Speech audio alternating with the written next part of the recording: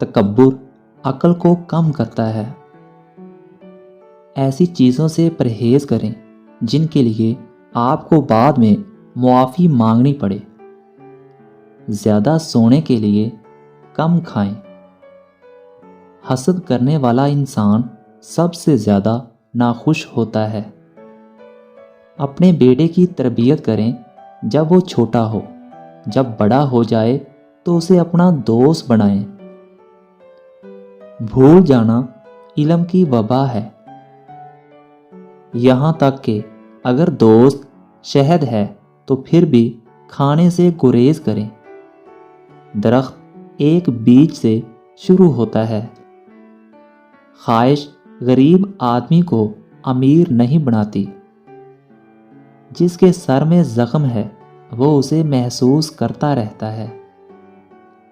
اگر آپ انعام دینے سے قاصر ہیں تو شکریہ ضرور ادا کریں۔ 2 دماغ والا جھوٹا ہے اور 3 دماغ والا منافق۔ منصوبہ بندی زندگی کا آدھا حصہ ہے۔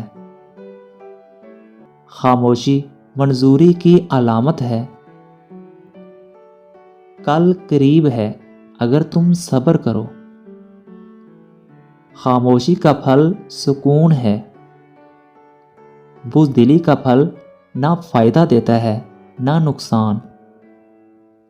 جلدی میں افسوس ہے لیکن صبر اور دیکھ بھال میں سکون اور سلامتی ہے۔